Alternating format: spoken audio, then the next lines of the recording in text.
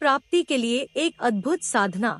यह शक्ति देगी अपार धन। जी हाँ मित्रों, धन प्राप्ति के लिए आज हम एक ऐसी साधना बताने जा रहे हैं। इस साधना को करने से आपके जन्मों की गरीबी दूर हो जाएगी। तो नमस्कार मित्रों, जय भोलेनाथ, जय गुरुदेव। आप सभी कैसे हैं? उम्मीद है कि भगवान भोलेनाथ की असीम कृपा से आप सभी अच्छे होंगे। मित्रों, आप सभी का हमारे चैनल पर बहुत बहुत स्वागत है, अभिनंदन है। जैसा कि आप सभी जानते हैं कि हम जीवन में चल रही समस्याओं को दूर करने के लिए छोटी छोटी और सरल से सरल उपाय को या साधनाओं को लेकर आते हैं, जिनका प्रयोग करके और आप अपनी समस्याओं से मुक्त हो सकते हैं। तो आज की इस वीडियो में हम एक ऐसी शक्ति को प्रसन्न करने के बारे में बताने जा रहे हैं, जिसके सहायता से आप अपने सभी समस्याओं को दूर कर सकते हैं और अपने जीवन को खुशियों से भर सकते हैं। जी हाँ मित्रों, यह एक यक्षिणी है और इस साधना से यह तुरंत ही प्रसन्न हो जाती है और अपने साधक की हर मनोकामनाओं को पूर्ण करती है। मित्रों, यक्षिणी भारतीय पौराणिक कथाओं, धर्म ग्रंथों और लोक कथाओं में वर्णित एक रहस्यमय और शक्तिशाली स्त्री रूप है। यह चरित्र न केवल अपने अलौकिक सौंदर्य और आकर्षण के लिए प्रसिद्ध है, बल्कि इसकी असाधारण क्षमताएं और विविध स्वरूप भी इसे अत्यंत रोचक बनाते हैं। यक्षिणियों का उल्लेख मुख्य रूप से हिंदू, बौद्ध और जैन साहित्य में मिलता है। ये यक्षों की स्त्री स्वरूप हैं और प्रकृति, धन, समृद्धि और रहस्यमय शक्तियों से जुड़ी हुई मानी जाती हैं। यक्षिणी का अस्तित्व और उनका चरित्र भारतीय संस्कृति के गहरे धार्मिक और सांस्कृतिक पहलुओं को दर्शाता है। यक्षिणियों का विवरण प्राचीन ग्रंथों में मिलता है। अथर्ववेद, महाभारत और रामायण जैसे ग्रंथों में यक्षों और यक्षिणियों का वर्णन किया गया है। पुराणों में यक्षिणियों को कुबेर की सेवा में रहने वाली देवियों के रूप में बताया गया है। जैन धर्म के ग्रंथों में इन्हें तीर्थंकरों की संरक्षक देवियों के रूप में देखा गया है और बौद्ध ग्रंथों में भी यक्षिणियों का उल्लेख होता है, जहां वे बुद्ध और धर्म की रक्षा करने वाली शक्तियों के रूप में प्रस्तुत की गई हैं। यक्षिणियों को उनकी सुंदरता और शक्ति के लिए जाना जाता है। प्राचीन साहित्य में उनके रूप लावण्य का वर्णन अत्यंत मोहक और आकर्षक रूप में किया गया है। वे आमतौर पर सुंदर वस्त्र और आभूषणों से सुसज्जित होती हैं। उनका निवास स्थान प्राचीन समय में जंगल, नदी के किनारे, तालाबों और पहाड़ों के पास बताया गया है। कुछ कथाओं में यह भी उल्लेख मिलता है कि यक्षिणियां विशेष प्रकार के वृक्षों जैसे कि केले या आम के पेड़ से जुड़ी होती हैं। यक्षिणियों की प्रकृति को शुभ और अशुभ दोनों प्रकारों में विभाजित किया गया है। शुभ यक्षिणियां समृद्धि, सुरक्षा और सुख शांति प्रदान करती हैं। वे लोगों की मदद करती हैं और धर्म का पालन करने वालों को उनका उचित फल देती हैं। लेकिन अशुभ यक्षिणियां विपरीत स्वभाव की होती हैं। वे कभी कभी भय उत्पन्न करती हैं, लोगों को धोखा देती हैं या उन्हें कठिनाई में डालती हैं।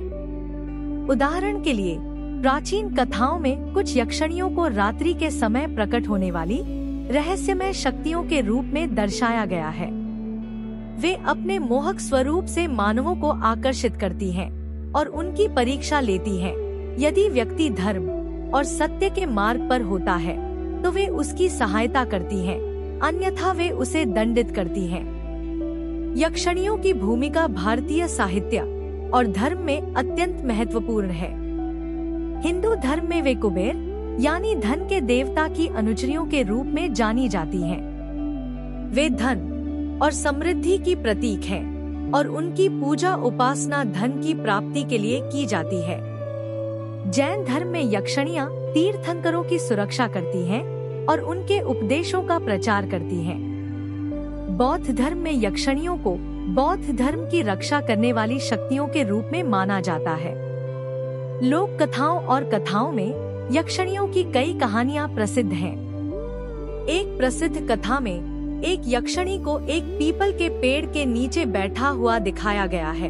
वह रात के समय लोगों को बुलाती थी और उनसे उनकी इच्छाओं के बारे में पूछती थी। यदि व्यक्ति सत्य और धर्म का पालन करता था तो वह उसकी इच्छाएं पूरी करती थी। यक्षिणियों की पूजा प्राचीन काल से ही की जाती रही है। उन्हें समृद्धि, धन और सौंदर्य की प्रतीक माना जाता है। कुछ विशेष स्थानों पर जैसे कि दक्षिण भारत में यक्षिणियों के मंदिर और मूर्तियां पाई जाती हैं। इनकी पूजा मुख्य रूप से धन और समृद्धि की प्राप्ति के लिए की जाती है। यक्षिणियों का प्रतीकात्मक महत्व उनकी प्रकृति और कार्यों में छिपा है। वे हमें यह सिखाती हैं कि जीवन में संतुलन और धर्म का पालन करना कितना महत्वपूर्ण है। शुभ यक्षिणियां समृद्धि और सुख का प्रतीक है, जबकि अशुभ यक्षिणियां हमें यह याद दिलाती हैं कि अधर्म और अनैतिकता के मार्ग पर चलने का परिणाम क्या हो सकता है। यक्षिणियों से जुड़ी कई रोचक और प्रेरणादायक कथाएं भारतीय लोक कथाओं में मिलती हैं। एक कहानी में एक यक्षिणी की मदद से एक गरीब ब्राह्मण धनवान बन जाता है, क्योंकि उसने सत्य और धर्म का पालन किया। एक अन्य कथा में एक यक्षिणी एक राजा को उसकी गलतियों का एहसास कराती है और उसे प्रजा की सेवा के मार्ग पर लौटाती है। मित्रों, कुछ कहानियों में यक्षिणियां परीक्षाएं लेती हैं। यदि व्यक्ति उनके द्वारा निर्धारित शर्तों को पूरा करता है तो वे उसे पुरस्कृत करती हैं। उदाहरण के लिए, एक कथा में एक यक्षिणी एक योद्धा को उसकी वीरता और ईमानदारी के कारण अमरत्व का वरदान देती है। आधुनिक समय में यक्षिणियों का महत्व प्रतीकात्मक और सांस्कृतिक रूप में अधिक हो गया है। वे भारतीय पौराणिक कथाओं और संस्कृति का एक अभिन्न हिस्सा बनी हुई हैं। उनका वर्णन साहित्य, कला और सिनेमा में भी दिखाया जाता है। कई लेखक और कलाकार यक्षिणियों के रहस्यमय और अलौकिक स्वरूप से प्रेरणा लेते हैं। यक्षिणियों की कहानियां आज भी हमें यह सिखाती हैं कि जीवन में सत्य, धर्म और नैतिकता का पालन करना कितना आवश्यक है। उनके चरित्र हमें यह समझने में मदद करते हैं कि अच्छे और बुरे कर्मों का परिणाम हमेशा हमारे सामने आता है। यक्षिणियां इस बात का प्रतीक हैं कि शक्ति और सौंदर्य का उपयोग सच्चाई और भलाई के लिए किया जाना चाहिए। मित्रों, आज भी अगर कोई साधक सच्चे धर्म पर चल कर के और श्रद्धा मन भाव से इसे पुकारता है, इसकी साधना करता है, तो यह शक्ति उसकी हर समस्याओं को दूर करती है, हर मनोकामनाओं को पूर्ण करती है। तो आज की इस वीडियो में इस यक्षिणी को प्रसन्न करने के लिए हम बहुत ही आसान तरीके से सिद्ध हो जाने वाली साधना को लेकर आए हैं। इस साधना को आप बड़े ही आसानी से कर सकते हैं।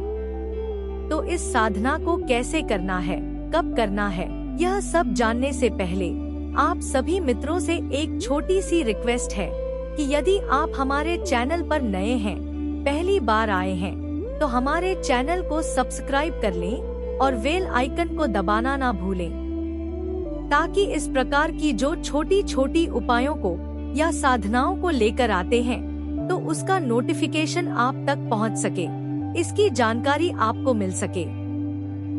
तो मित्रों, यक्षिणी साधना एक प्राचीन तांत्रिक साधना है। इसे आपको बड़े ही सावधानी पूर्वक करना होता है। इस साधना को करने से पहले आपको बिल्कुल शुद्ध रह करके और शुक्ल पक्ष के किसी भी शुक्रवार की रात्रि में आरंभ कर सकते हैं। इस साधना को करने के लिए सबसे पहले तो आपको किसी एकांत जगह का चयन करना होता है, जैसे नदी, तालाब या जंगल हो सकता है। और अगर आप अपने घर से बाहर नहीं कर सकते हैं तो इसे अपने घर में भी कर सकते हैं। लेकिन ध्यान रहे कि जिस जगह पर आप इस साधना को करें तो आपके अलावा वहाँ कोई ना जाए।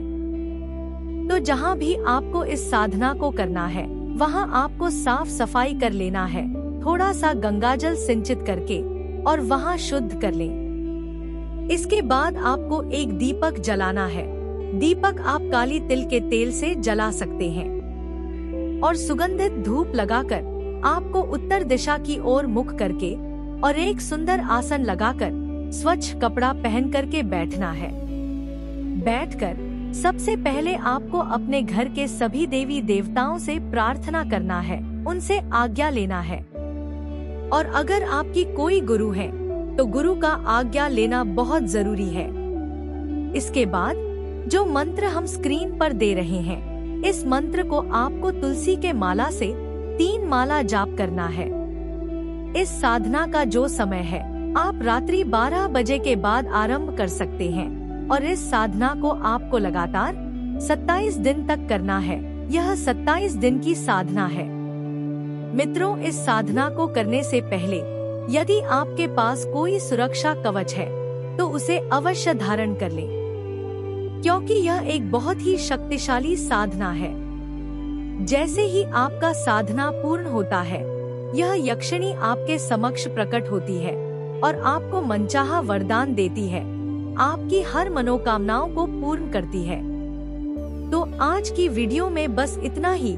उम्मीद है कि यह वीडियो आपको अच्छा लगा होगा। यदि अच्छा लगा है तो इसे लाइक करें और हमारे चैनल को सब्सक्राइब करना ना भूलें। तो कल फिर मिलेंगे एक नए उपाय या साधना को लेकर। तब तक के लिए जय भोलेनाथ, जय गुरुदेव।